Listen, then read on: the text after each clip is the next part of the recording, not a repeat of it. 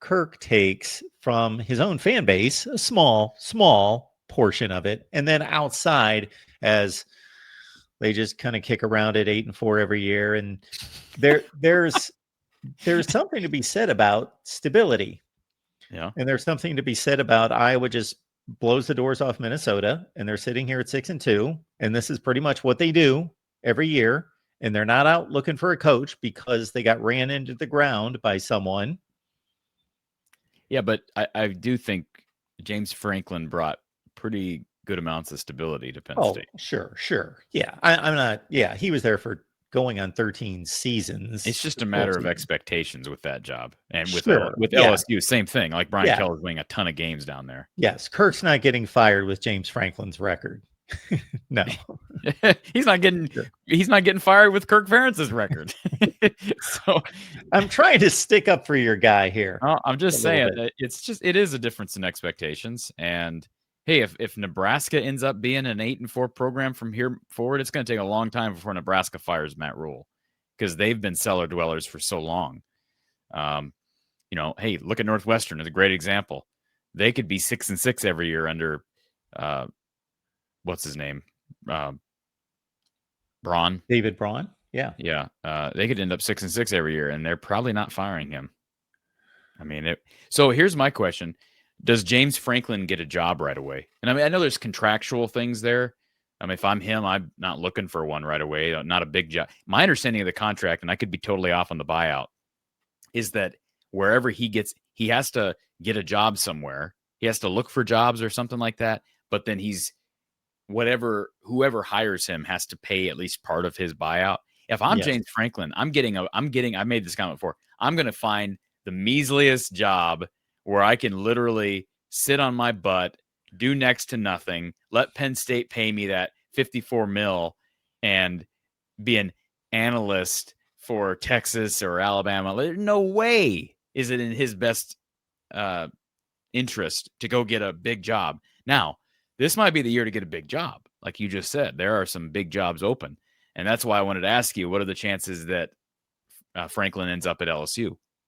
Any? Would LSU fans would they tolerate that option? I think that they would see it similar to Penn State fans who would think, are you replacing our coach who couldn't win the big game with another coach who can't win the big game? What about Wisconsin? If they part ways with Fickle, which it doesn't sound like they may not, would that be a fit for a James Franklin?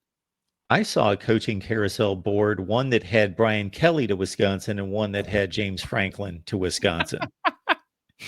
I think now I said this before, like Pat Fitzgerald to Wisconsin makes a ton of sense. Yes. Tons of sense. Pat Fitzgerald to Penn State, I think, makes a little less sense, but would make some sense. And Pat Fitzgerald to Maryland could make some sense if they part ways with Loxley. I don't know. I think he's probably a better coach than that job, frankly. But he stuck with Northwestern for a long time. I keep hearing that Don Patterson brought up. Somebody asked the question on our show on Saturday. Who do you think the next head coach at Iowa will be? Give me some candidates. And we haven't done that in a while. And Mark Stoops is really struggling at Kentucky, so I can't really throw his name in the ring. Brett Bielema was coming off a third loss of the year, so in the moment it doesn't feel as great to say Brett's name. But Don was like, "Well, what about Pat Fitzgerald?" I'm like, I don't know. I never really thought of that. I know some people were like, how could you never think of that? Well, I just figured he wouldn't be on the market by the time Kirk retires, because I don't know that, there's scenarios where I think Kirk could retire. But one of the scenarios where I thought Kirk could retire was if Iowa ended up at 5-7 this year. They're not ending up at 5-7. They've already won 6 games. So that's not going to push them into retirement. If they go off and win a Big Ten title or, somehow make the playoff, could he then decide to retire? That's an interesting discussion. But I have a hard time seeing Pat Fitzgerald being on the market for that long. If he is, I don't have an issue with Pat Fitzgerald. That would be he fits the Iowa mold, doesn't he? Yes, I he believe fits he everything does. Iowa. Yes, he's a Big Ten guy through and through. He's like another Brett Bielema type, where And you he did the same thing at Northwestern that Kirk has done at Iowa, just to a lesser degree. And some would argue just because he had less available. Like, you could say Iowa doesn't have as much available as Ohio State. Well, Northwestern doesn't have it. You wouldn't think. They just put it together a really nice facility, but traditionally they have not had as much available as Iowa, and they've had different standards academically. So, yeah, that would be an interesting candidate for sure. Jay Norvell's on the market too, Mark. You ought to see if Jay Norvell would be an analyst for one of your channels. Yes, sure.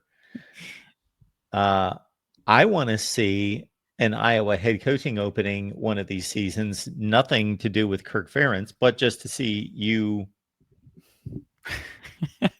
in high speed, just dealing with these various candidates and producing content, because this is historic. Like, I think Iowa will be. I think Iowa will be ready for that. That's what I think. It's sort of like when, I know it's a different level, but when Jan Jensen retired for the Hawkeye women, Jan Jensen, Lisa Bluter, they hired Jan Jensen within. Now, not saying they'd hire Phil, because I don't know that Phil wants the job. Not saying they'd hire LeVar Woods or Tim Lester, but I could see one of those jobs. Corey Cyhawk C Money brings it up in the chat. Maybe it's Tim Lester. Maybe it's LeVar Woods. That would be an easy go-to. Or Seth Wallace. There's a name we haven't brought up. I don't know that I want Seth Wallace, who's never actually been a coordinator, but boy, Kirk thinks highly of him. He's paying him over $1 million a year to be the assistant to the head coach and linebackers coach. And so those would probably be the obvious ones to bring up. And then, your Pat Fitzgeralds, your Brett Bielemas. I still go back to Bobby Stoops, see if you can get that guy out of retirement. But obviously, as time goes by, less and less likely. And I just wonder about a guy that's been removed from the scene for that long, regardless of how good he is. Like our Penn State buddy, Marty Leap, when questioned about the Penn State opening, he said, you got to call Urban Meyer first. You just have to call him just to see. And sure, you call the guy with the best winning percentage in the history of the game, but maybe he's lost something in the 6 years he hasn't been coaching. You think he's done? I mean, I never thought when he walked away, I never thought he would have been done. But now, 6 years, you think he'll ever be a head coach again? I would lean slightly toward him being a head coach again, but not by much. Yeah, that's it. That's a long time. I don't think I expected him to be on the market for this long. It's been the same amount of time for Chris Peterson he may have coached one more season. I think he did. And maybe those guys just like being on TV. I never thought of Urban Meyer as that type of a guy, but maybe they just like being on TV. Yeah, you can watch. You're still involved in the industry. You're still talking to players and coaches and watching film and talking about it all the time, but you've got no pressure. And those guys, I think they make a little bit more than you and I do. So probably it's not a bad deal.